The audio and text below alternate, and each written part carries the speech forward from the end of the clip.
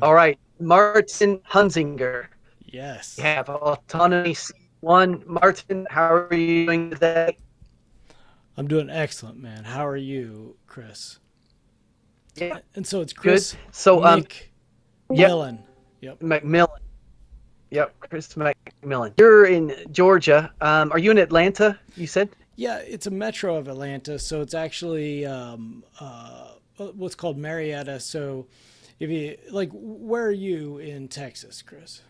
1 hour. 1 hour northeast of Dallas. Okay. So if you're on the northeast side of Dallas, I'm on the northwest side of Atlanta, but only like 20 minutes. So, just outside what we call the perimeter, which is a circular highway around Atlanta. How long have you been living there? So I moved here in 1993. So, now more than half my life. Yeah. How long have you been in Texas? Well, until I was 23, then I went to Europe for 18 years, and now I've been back for 3 years. So Okay, so I never left the until I was 23. wow, that's awesome because you still have a little bit of like, I get it's not a Texas accent, so maybe it's like a worldly accent with your characters. They've just started to get too, into you. Well, it was a combination of factors. I was teaching English in companies in Spain, and you can't show up and go, "All right, y'all, today we're fixing to study phrasal verb."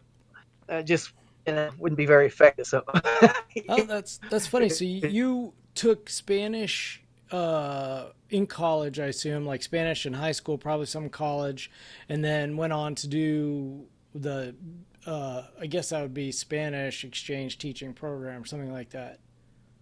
no, no. I did learn Spanish. I took classes in college and high school, but the reality was I learned when I got there. Okay. I graduated for what that's worth. I never used my college degree, and then I went to Spain. Um, how old are your kids? So I've got two boys. They're 16 is the eldest, and then 13 is my youngest. And in fact, my 16-year-old just had his first Skype interview today, where he's applied for this unschool adventures trip that he had to do a Skype interview for. Excellent. Yeah. So how long have you been homeschooling, and what got you into home? Well, so honestly, things like school sucks. When we were first married and had kids, I was not, you know, conscious of these things at all. You could call me the nescient, but uh, my only experience was, to me, school was worthless. But other than that, I didn't have any concept of other options. And so all that really happened was he had two children, and my oldest Jack he's a good student, and all that I noticed with him right away was once he got into school, I like to ask him what he liked about school, and he'd always tell me recess and lunch. And so, that's when I started to understand he probably wasn't enjoying it any more than I was. What he liked was the socialness of it. And Yeah. so, but he was fine. He learned immediately what you do is you just pay attention enough to take the tests, and he could make a fine school career. So we never had any issue with him. Our younger child was always a little unique, and he had like he learned more to talk from my older son, and he's one of these second children that never had to talk because the older one would always translate for him. So he spoke slowly, and it's cool and dynamic, but it does worry parents when everyone you don't know, and everyone's telling you there's something wrong with them. And so I eventually, somewhere along those years, I guess. So it was Obama. The movie that got me turned was the Obama Deception. There was a great comic called Patrice O'Neill that was talking about the Obama Deception. And he was such an unusual character that I went and watched it, and that got me There was a couple things. I had some problems with taxes that, I learned the IRS is just a violent collection agency. And then I got into that stuff. And then I started finding, I think I found the Trivium first, then, all the path that you can think of from, I think it was Jan Irvin on Alex Jones, however many years ago that was, to where he was talking about the Trivium. And I just happened to be on at the right time. I started doing that. So it takes me down this path where I learned about, um, John Taylor Gatto.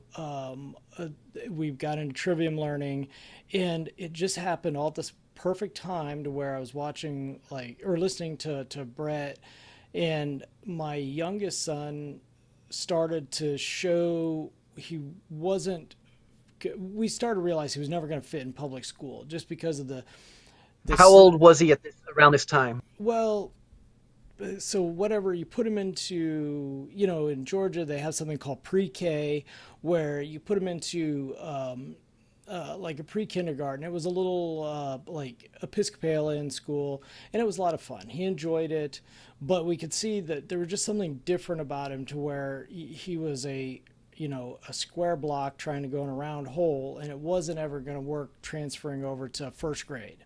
So we started looking into Montessori schools, and we put him in a Montessori. So when we transferred my younger into Montessori, we also sent the older child to Montessori school, and it was a good.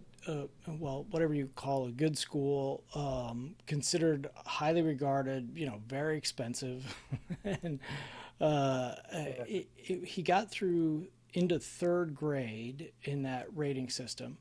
And the first things that we started noticing, so the first 2 years were great because when you're in kindergarten or maybe first grade or first and second grade, it still is like they're teaching the kids these fundamental things of shapes, touching, how you learn to put things together. They're just given a lot of free learning time where they learn from each other. It's mostly learning by play, and it was great. Well, you get into like what they call the next level, and I can't remember the exact grades any longer, but by third grade, they wanted to start doing testing. So I guess they got some federal funds or whatever, but they had to fall into the same Georgia testing as every other one. And then they started realizing he wasn't learning to read at the same rate. They didn't feel like he was picking things up. So then they pulled us aside and wanted us to get him tested. And so now he would be in eighth grade this year. It's 13, maybe seventh grade. We've done it long enough where I don't have to track the school years. I have to ask my wife. I'm terrible at what grade they're supposed to be in. So, um, Kids, people ask my kids what grade they're in, and they just say, "I don't know." yeah. Yeah. Doesn't So, matter. right. So what it did for us was it killed the illusion that Montessori was somehow outside of the regular school system in Georgia, because he did test as being dyslexic, which that helped us ultimately. He also tested in the testing. His IQ tested fine, but he had dyslexia. They called him ADD. They immediately wanted to send me to. They wanted us to send him to all these special schools for, um, being dyslexic, to basically train it out of him. And the schools, just like when you read the pamphlets, they would read these success levels, but it was all about success in going and doing the testing. And so we realized that wasn't like our goal at all. And we decided it might be like, my wife finally opened up to the idea of bringing them home. And that was what did it. So that year we went ahead and halfway through the school year, we just brought him home and began our own journey of trying to explore how you deal with, a dyslexic and ADD and all this other stuff diagnosis. And the good things about the Montessori school was they accepted the exemptions for vaccinations, and so it allowed us to get outside of that parameter. And there's all these there were beneficial things, but as far as like schooling, they were really turned out by the time you kids get into middle school, seventh, eighth, and ninth. Our school wanted to be ranked high, and they wanted your kids to do well on the Georgia testing because this somehow we were contributing to confirming the model that Montessori was a good program, and I thought it was a good program, but not suddenly getting our kids all freaked out over testing. Yeah. So that was just to encourage us not to worry about it. And then in Georgia is a great school a great state in terms of the homeschooling because, there's a strong Bible Belt religious component to where whatever you think about that stuff, they are very active in terms of legislatively protecting homeschooling. So really, Same in Texas. yeah, which is great. We have minimal regulation. So that was me doing a long diatribe. You guys homeschool? Yeah, and we part of a secular group, yeah, but we admit the secular homeschoolers that if it weren't for the strong the Christian groups Yeah, who took on the government basically, and they won, and it's because of them that homeschooling is such a strong entity. yep, So even for people who are not part of the church scene and prefer secular approach, we do appreciate yep. the the effort because is the government ready to take on religion yet? I don't think so. No, They homeschooling, but if religion is the basis behind homeschooling, how are they going to approach that one? It'll yeah. be interesting to see what happens when they decide to pull that card and put it on the. But for now, yeah, it's a good times for homeschooling indeed. Well, and I think it's an interesting thing where it's good in like you said in Georgia, also in Texas because of that strong. I mean, if we look out towards California, while there may be some homeschooling, I don't get the sense that it's nearly as accepted, and they still want to control the child even in that case. So, we've been really fortunate that way. It's been really, really good. Um, what about 3D printing? How far along are you on that? What do you do with it? You personal reasons, or do you want to create something out of this? Well, the most personal reasons are, I'm one where I feel like my biggest contribution to our kids' homeschooling environment is modeling. And I figure it's not what I do it's not what I say, it's what I do that I think really affects them. And so I figure, I show them, I try to work hard. I have a strong commitment to learning, why I'm in a program like this and I've always done podcasts. I have the sense that everyone in this is pretty much the same. And so, I want them to see the technology, and it's just fortunate enough that I can, get one. And Can go ahead. um, can they use it yet? Your 16-year-old, does he do some printing as well?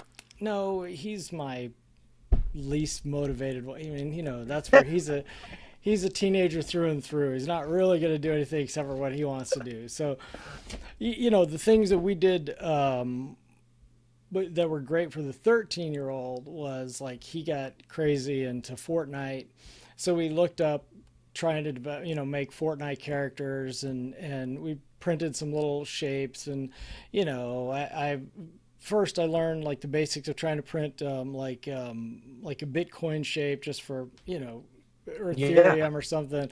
And then I've tried some different stuff but what I've learned from like Ariel is that maybe one of us needs to go take a more formalized class because where we get stuck is in modeling. I can download but I can't teach my kids modeling, and we've just gotten stuck in building our own stuff. So, we do it just for fun, and if I find stuff to download, we'll print it up and Pokemon is a big thing to print up also. Any of that stuff, it just creates interest, and that all the kids love it, and so try and get some of the homeschooler other kids that we know involved and excited about it. But mostly, if I'm honest, it still ends up with me doing most of the legwork. I don't have a 3D printer. I want one. Yeah. honestly, on a scale of 1 to 10, how difficult is it to figure out how to do it the first time? It's super easy to print the first thing, Yeah. but once you start getting like, so I the company I work for, like I actually downloaded an STL file and tried to print up like a brain. Uh, it was awesome, but it turns out there's like part of it is like anything else. You need to build learning on top of learning because I made the struts too small. So halfway through, my brain model got too heavy on the top and it tipped over and broke. So I have a really cool half a brain model that was built out. Yeah. But I had to learn. Okay, I've got to build. You've got to layer in these different struts so that it's seated. And then if the model gets too tall and skinny, we learn with like Fortnite models. Then the same thing, they'll tip over. So there's ways to build them in different patterns, and that's it's very easy to learn, but it's very easy to make messy mistakes. That's half the fun. So Yeah. I really want to make my own chess set. that's we were trying to make a Fortnite chess set, and my son Brilliant. Yeah. ran out of passion for it before we got finished. So we'll get back to it. But yes, I want to make a chess set also. Um, where are you located in Georgia? Are you on a bit of land out there? Or are you looking to get some land? What's going on with that? No, so I just live like eventually. What we did was, like I said, we're pretty standard family when we first got married and together, and Mainstream. yes, I was very mainstream. mainstream. We bought into the nice neighborhood that led to the good schools in the area, and our Yeah. track was to go to the good public school, and now it's still a very nice neighborhood. Like what's great is it's safe, and my kids, there's no rules on them like going out at night or anything. That's great. They That's hard to come by these days. Right, and so they're the only downside, like being in Texas versus Georgia. Like I came from Arizona, so I always have this sense that they should be out riding their bike, but they walk everywhere because the Georgia roads suck for bike riding. There's hills everywhere. The drivers are just like murderous, and it's one of these where they just can't get around the same way that I did as a kid. But they live in an area where they can walk like down to the gym or whatever. So it's great, but we don't have land. What I do is I have a hunting lease that is like an hour and a half away that we just get every year. We find a new one. It's where I just put up I have a camper out there, so that way we can go out and it's also the bug out area. It's like 1,000 acres that if the zombies come, I'll load up the guns and gear and go hide out in Yeah. the 1,000 acres of wood for as long as I have to. But How far away? How far away How far away is? it's like 90 minutes south of the city. Um, That's great. Yeah. uh, Yeah. What do you hunt? Do you hunt in season, or what do you hunt? Deer? Or, yeah, just deer, um, turkey, and then when we're in the mood, I mean, pretty much, like hogs and coyotes are available all the time, probably uh, just like Texas, and yeah. and then squirrels just because I hate them, but So, so you understand the right to self. yeah, yes, I'm one, like I hate, so I can't say that strongly. Like I'm opposed to moral and ethical arguments for eating meat because, to me, not to go like off-roading, but those are those are human conceptions. And if you think about it, and you guys have pets, your dogs have a no sense and they'll bite you over their food. They don't have any like non, even though you're feeding them, they will bite you. And there's no such thing as conception for animals. They do kind of get like a property sense that this is my food to eat right this second. But beyond that, you go out in the woods and you get in the way of a deer, he'll trample you and run you over. They can't apply those rules. And it's just, to me, it's just not the way the world works. So yes, I will kill and eat what I Yeah. want to. What about cleaning the animals? Deer is pretty complex. Have you done that before, or do you Uh, have someone for you so process it? my brother-in-law is a big time, like he's a big time outdoorsman, so I can be very lazy. I've cleaned it, but usually either now I'm old, so I don't necessarily want to do all that work. And we can clean it right there on the land, or I do take it to the processor half the time just because I'm Yeah, lazy. You yeah. I mean, know, if you can't do it yourself, knowing someone very close who can, it's an important skill to learn. yeah, Really, it's a life skill. I can't do it. I was never much of a hunter, but I know that it's important for everyone to be able to at least do, if they have to, if nothing else, to be able to grab a chicken and yeah, yeah. thought. That's Yeah, yeah, no, that's great. and that's it's like I think pets are so it's all those things that I think are important in making people comfortable with the aspect of the way life works is like have pets because it makes your kids understand what animals and being around them. You don't humanize them. They are animals, and we. But if we take ownership, they're obviously our duty to protect them. Teach them about guns because again, it's total property right in my world. I figure it's really just property. Like they're not something special. It's like anything else, and we can go watch anything you want, but you can see people killed with hammers, knives. If you can hit with it, stab with it, or projectile it, bad people are going to do bad things. But Yeah. that's not respective of like individual weapons themselves. So You were aware of is John Taylor Gatto's argument about the as long as people can go and buy gasoline at a gas station, they'll blow things up. Yep. point, because if somebody's going to do damage, they're going to find a way to do it one way, whether there are guns available or not. Right. Um, yeah, that little metaphor he gave really struck home with me. I thought that's true. If you go buy, if you want to do some damage, just go to the gas station, get a can of gasoline, and Yeah. put fire. What about sales? So you're into sales, well, yeah, Yeah, yeah. I mean, but what's great about the course is so I do uh, capital medical sales. So I do B2B sales. There's already a natural channel, but I've had to done lots of stuff where you go and you have to do long, complex sales, and the business doesn't work in any short cycle. And so, closing is a process over a long period of time, which can be years, in fact.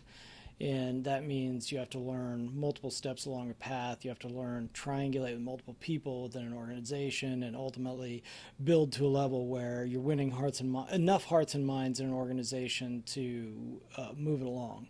Now, what's great about this is personal sales. In my experience, you're much more invested in it, and it's harder. It's way harder. Once you can take rejection, like in B2B, it's no big deal because you can disassociate it and say, they're rejecting me, but it's really the product. There's a whole team involved. There's something that yeah. makes it. I never thought of it that way. That's true. There's a barrier there because at the Yeah, end of the day, it's not your business. Yeah, yeah, and it's much more personal when you're trying to sell something yourself. So I love this program because it's practicing individual affiliate sales, and it can also, like when we see Joshua doing his work to try and learn to go and break through the somebody at a desk.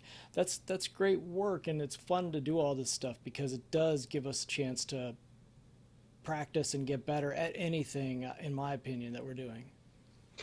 that leads to my next question. How from autonomy, because we're approaching the end of the course now. So from beginning, middle to end, how's it been for you? How has it improved the life of Martin? Well, I mean, it refreshed. It's refresh. Well, so I mean, I don't know what your life is like, Chris, where the kids, your regular job, and then trying to be do a good job at autonomy just because of personal drive. But I'm a little tired at this point. um, but it's been great. I mean, what I find is I'm thinking of better questions again. Like you get lazy in a job after a while, is what I found. I've been refreshed and thinking of better questions. I feel like I'm doing a better job of investigating my, of just like asking my clients questions to bring out their real problems or what we can solve in a different way. And that's been great. And then, you know, it's given me new hope for something that we can do with the children as they get like they're older, and just get them because I can say I had to go through a long process to start to even understand sales because I I came out of school and you were never taught sales like um, so this would be a great thing that I see as a super high value for young people to get into and get to be able to practice before they go out and try and go into life. Yeah, I know what you mean. Yeah, it's been a good ride. Autonomy, Yeah. definitely. Yeah, I know what you mean as well. You get do a certain job again and again, you start to get your own routine going, and you start cutting corners. When you can get away with cutting those corners. So that's good. So it's kind of refreshed your approach in your real job. Then, yeah, Yeah, yeah. I mean, it's just made it so I'm slowing down. Like I find myself slowing down a lot more to ask questions and paying attention to what other people are really skipping over, and it's the spray and pray to where they show up and I don't know the old sales thing of show up and throw up. Well, yeah, a lot of people do that, and you can still be successful if they like the individual, but you're definitely not solving that client's problems in a satisfying way. And so it's been great to just have that refresher that helps me like it's actually helping me refresh and reset, just continue on my sales. And then ultimately I want to be I'm very tired of the medical industry, and my personal goal is like 3 years and do something else. So this is an avenue for affiliate sales, and then trying to start lots of independent businesses. I would rather hopefully have just like a a gig life where we just have a bunch of streams of income rather than relying on just a corporate job. yeah, yeah. So autonomy, it's kind of helped you set those goals. Do you think? Well, I had those goals, but it's helped me really crystallize them and hopefully make them happen faster. Like I just Yeah, happened to start getting the idea. Like I gotten really tired, uh, just to where I just had the sense, what's been great. So let me go back. I had a really terrible sense that I was just biding my time in my job, and either I was going to get fired or I was going to quit, just because I just no passion for it. I mean, it's the equipment that I sell is good quality equipment. It does help save lives, but the rest of the medical industry is just awful. I mean, it's truly about the money. Like some of the meetings I sit in, you don't talk about the benefit to the patient until maybe last, if it's ever discussed at all, because it's not about health, it's a transaction, and it's how does that particular business or doctor or hospital make money. And it's just like us, pay the bills. yeah. That's the way I do it is now, because I teach English online. I just look at when I have a class, it's just an extended integration exercise. Yeah. But in reality, it would certainly uh, it certainly helped me along a lot, because, like you said before, I get into this routine of things I do, things I don't do, and it's really added a lot of value Well, to my performance in the things that I do in real life as well. It's been great. Yeah, well, cool. really quick. Go ahead. I mean, and I see you doing a lot of work in here. What what is your goal for, or what has it brought out? Like, what is your goal? What have you discovered in terms of goal? And any of that stuff. I mean, has it changed? My inner fire, man. It's ignited my inner fire. No, communication skills across the board, and I was never into sales, but I could do it now. If Yeah. some, what I mean. I understand. I'm still learning. I still have a lot to learn, but sales was not in my vocabulary at all. But the way Richard approached it about it's not because, like he said, sales without the quotation marks, or was it without the capitalized? That was always what I thought of it. People, get away from me. If I want some, I'll come to you. But if need, it's about meeting needs and making sure everybody's happy. I've Yeah. thought of it that way. So it's definitely improved a lot. Excellent. And are you aware there's if you can make it tomorrow, there's a homeschooling roundtable discussion as well tomorrow. I'll send you the time and the details if you don't have it already. Well, yeah, if you want to send me something, it's like Jim had just told me it's at 11 a.m. his time, so I had in my calendar, which I think is 5 p.m. Eastern time. O'clock So, for you. if it's not just in one of the boardrooms, definitely send me something. But I figured I'd just be on here at 5 trying to find Okay. the Okay. homeschool meeting. Yeah, we're just the homeschoolers or anyone who's interested. I don't know. Talk about homeschooling. Yeah, Yeah. yeah. Uh, Speaking of, so your kids, they're 13 and 16 now. Um, I don't know I have one question on the homeschooling front. What have been some of your biggest challenges as far as homeschooling since you pulled them out of school? Well, like we had to figure out what dyslexia meant for us and for our child.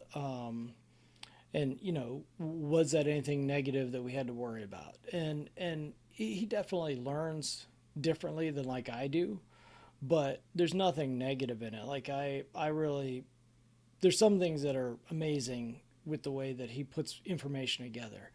uh, Yeah. because like basically what I got out of my research on it was, and so I put together a brain, of course, and just trying to work out all the different avenues. But there are Brain is some, great. The brain yeah, model. yeah, Fantastic.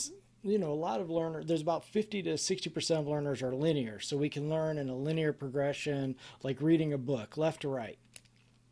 But there's about 40 to maybe as high as 50% of people that seem to, sorry, I'm getting all active with my hands and knock that thing over. My microphone, is it still working? Oh yeah. That are global thinkers. And so all that means is like what I meant for my son, his name's Garrett, is like when he would look at a page of words, he would see the words would literally like just be jumbled. Like he'd just see words at random, and that's the way he would read. And it was very hard to like understand as you sat and you read with him, because I would look at the top left of the page and you'd see he, it'd be start out and he'd find some word at a random spot and just start reading that word. And it wasn't that he couldn't read the words, they just didn't line up in the same way that the book was written. And so there's a bunch of different tools that they use to get that kind of thinking organized, and really it just turned out that it seemed like a matter of time. What it comes down to that helps him the best is like if he's reading and he wants to do it well, he gets himself just a little like bookmark or something so that he can follow the line that he's supposed to be on. And then the other thing that he does well with, he has to read out loud for him to be able to feel most confident with it. If he stays inside his head or inside his brain too much, the words seem to start jumping all over the place. So he's learned tools to read it. And then I just have to, words that he's never seen also tend to jumble. So, Yeah. as his vocabulary grows, we just have to work on it. And then, the best thing I can do is I show him a picture of what it is. We get it out of concept and try and turn it into reality. He says it a few times. Then now he knows the word as it looks on page, and he has to learn by the word, because he can't look at like intelligence. He doesn't see the INTELL. Something is different in the processing. So he can't do it like I was trying to teach him to look at it. INT, it's in, tell, gents, and turn it into different syllables. It just wouldn't work for him, and bad things would happen between my explanation and his processing. And that was the hardest thing we had to come to, was just that process of figuring out the way that it could be useful for him. We've gotten there. He's probably never going to be a Right. speed reader, but I don't know that. He may find a way to be, the next Jim Quick or whatever. Yeah. um, Yeah. but I he, once read, I came across a list of famous people who were dyslexic. It was a huge list of, I can't think of any names offhand now at the yeah, time, but big major celebrities and politicians, people who have been dyslexic, and they all seem to go through the challenges that you just mentioned and get over it. yeah, and what you find is what they say about like the leaders is because they can't necessarily read as fast or the information. What you'll find is they creatively become a leader because they'll get people to do stuff for them, Yeah. and that's Well, in we Garrett's found case, that with our son as well. it's to get Jack to speak for Yes, him. yes, Yeah. yeah. Last Uh, question, Martin. What does voluntarism to you? Well, if it's to me, if it's not voluntary, then it's just not moral. And so, voluntary simply means both parties agree on the action. It's mutually consented to, and obviously, we have a lot in society that just is not the case.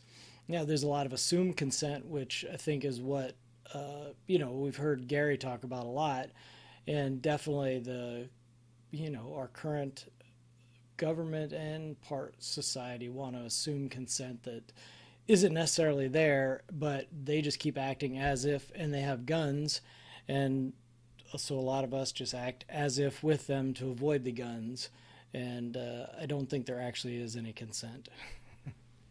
Excellent.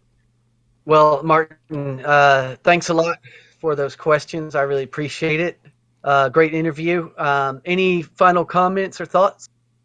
No, no, this was great, Chris. I mean, I like practicing on the which one are we using this time? We ended up using Zoom. Um, um, I know how to record myself on my own desktop, but I've not done like interviews like this to where we're doing streaming or an exchange of information where we can see each other. So I've enjoyed Great. it, and I like that we can record and share it. Now, what we didn't do is next time we'll do like an exercise. That'll be the next thing that I get done on camera. So this is great. I of course am I'm not my cover girl best today, but it's the Yeah. fun of it anyways. Yeah, you look fine. I know. I'm Yeah. just teasing. I'm teasing because I got my All right. my in hiding hat on. Excellent. Yeah, it's um, 6:40. It's almost 7 there in Atlanta, isn't it? Yeah, yeah. you're an hour ahead. Okay, cool. No, I want to get down. The OBS. Have you used that yet? I've been trying. I downloaded not the OBS, the other one, which is XSplit, and I've Yeah, got myself to where I know I'm streaming. I don't understand how we do the like how we do this right this second, where we talk back and forth to each other.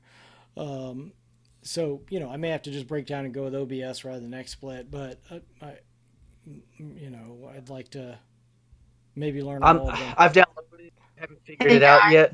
Zoom does great. this is Hey, Agnieszka. Polish contingent. Speaking up. Okay, did you guys see the interview I did today? I used Loom. There was no setup, No, no bullshit. Okay, so I didn't set it up correctly, so I used Skype for the actual interview and Loom for the recording. It great idea. it recorded everything on my screen. I should have done a few things differently. I should have minimized my taskbar so that it's just Carol's picture and it doesn't have the bar at the bottom. I should have made it so that the pictures split, but you can make that setting in Skype where I'm on one side and she's on the other. Otherwise, Loom seamlessly recorded everything. When I was having technical difficulties, I just paused the recording, fixed my issue, went back, and it looks like a couple seconds on the video, but it was actually a couple minutes that I had to fix the issue. Like I had some ghost. Discord was ghosting in my computer and started talking. It was weird. Anyway. Honestly, I think when it comes to interviewing, I think 60-70% of it is figuring out stuff. The actual, just talking to people, exchanging information, that's pretty easy. I don't know. But yeah, with the technology, there's so many options. But yeah, I used, this is my third or second time to use Zoom now that I figured out how to record it. But I want to get OBS going as well as a backup, because I heard there's a lot more you can. So that's my plan anyway. Well, right. This was really I've had the exact same experience, Chris. Like the Zoom is really easy to use, but if we scale it, we have to pay, and I want to figure out one of the others. I'm with you. I just want to have more tools to be able to. I like the XSplit demo that Rich did the other day. So we'll figure it out. I just haven't gotten there yet. Some people have done some guides, so we'll figure it out.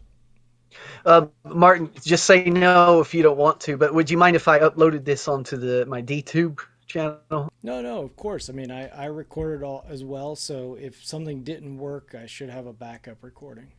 Okay, cool. Yeah, I uploaded my interview with Daniel earlier as well, and so once I get them uploaded, I'll put the link up so everybody can just tune in. Because otherwise, I didn't think about doing that, but I do have a DTube channel that I need to use. And Zoom, once you hit record and you end the meeting, it automatically uploads it. But then there's no link or anything. It's a hard copy on your desktop, so I wasn't sure how to share that. So I thought, well, I'll just upload it on DTube, and that seems the best way to do it. Although I think Deneen and Jordan's interview went to Dropbox or something. I'm not sure what format they used, but it worked as well. She used Soapbox for something with her homeschooling thing, and I thought that worked really well also. So I had never heard of that, but okay, cool. But with Loom, you can just download it directly to your computer and then upload it to YouTube or whatever you want. Well, I had a problem with recording the remote for Loom because he's not using something. Something has to be done on Chris's side, right? No. Didn't you lose Joshua? Was it Joshua you were talking to? Yeah. The other day, Joshua and I integration exercise, and it only recorded my side. It didn't record. That's because you were using a headset. No, he doesn't use headsets. Yeah. Okay, because that's not possible. Your microphone is picking up all the ambient sound in your house. It's not possible for... Oh, yeah, can you hear the chickens? Yeah. So think about it. Think about it logically. If your microphone picks up all the ambient sounds, how can it pick up one voice and not the other? I don't know, man. The ghost. I'm sure you are not using Zoom. No, Zoom is fine. I'm talking about when I used Loom the other day. Loom. Yeah. He used Loom, and that was. So I just haven't tried it. And Josh was speaking through speakers, not through headphones, in your house. So it was resonating in your house, correct? I don't. It must have been. Yes, I was watching, so it was. And Josh wasn't in your headphones, like in your ear. He was all over his voice was resonating in the house. I've just got a couple of speakers here. I don't know. Because he Chris has tinnitus, so he tends not to use headset, right? I mean, yeah, right. Well, that's what I'm saying. But if you think about it logically, if a microphone picks up the chickens and everything else, how could it eliminate Josh's voice but not anything else? I don't know. Well, because I, it's coming in through a different channel. I mean, so it's actually not coming in through his microphone. There's a channel from the microphone to the input on the computer. So Loom was doing something different where, No, was Josh using no, headphones? hang on. Let's figure this out. So it comes into the computer and out the speakers into the room. So then the sound Yeah, is in the room, right? The microphone picks up everything in the room. yeah.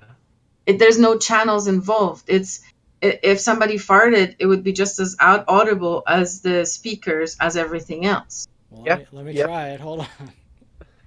You know what I'm saying? No, like I'm not crazy. So I'm not I crazy. have, I remember I have, if Josh had headphones. Yes, Kurt. so like you can have a way, like I only use push to talk, so only when I push the button is my microphone live. Right, that's possible too. Maybe But that's Josh was. not. I Is don't that in know. Loom? I mean, were you using what were you using to communicate? Zoom or Skype or Discord? Chris? I was just speaking to my PC, to my computer. And I can't remember if Josh had. Sometimes But he does, he doesn't. I see it's has nothing to do with Josh. And what application were you using? Loom, um Lima. yeah. No, Loom is the recording device, but the communication has to go through a different application. Oh, I guess we were on Discord. That's the only. Okay, did you have push to talk? No, no, And no, you just did no headphones, no push to talk. no. Right. So I don't know exactly, but I know that sometimes it'll cut out the mic on if you have it on voice activity when other people, like it has an override if you put yourself as higher priority. I noticed that on a different Discord server I'm on. Okay. Okay. But if you're recording through Loom, that would be subject to that, and I'm not familiar with that. I'm probably just going to use Loom for solo presentations or anymore. I mean, I'm fine with in OBS. We're learning as we go, failing Yeah, our but I way. think it was just like a weird glitch because it never did that on my computer and I used Loom. Well, So, in but now general, we're telling Agnieszka, everybody. right? But hang on, because now we're conveying to everybody that Loom cuts out the other person, but that's not actually true. What's true is that at that time it did that. Right, and now I'll just make my joke that it was just a user error, anyways. That we were working with Chris. So. Not necessarily, but I'm you know just what? kidding. Just let it go, Agnieszka. No. I'm just saying. Let's try all the options, and instead of like going, oh, Chris had a bad experience, so we're gonna have a bad experience. It warrants further investigation. That's all I'm saying. Yeah, definitely. I'm not. Yeah, so all the I think Chris is cool. I like Chris. Agnica, I think the background noise coming here. A what? Yes. Well, the problem, Oh. Agnieszka, is he's on camera, so he bent over and did it right in the camera. I know. Yeah, I saw it in my mind's eye, didn't you guys? I'm glad I stopped recording a few minutes ago. Okay. I'm gonna end the meeting on Discord now, Mark. Okay, All right, hold on. awesome, man. Yep.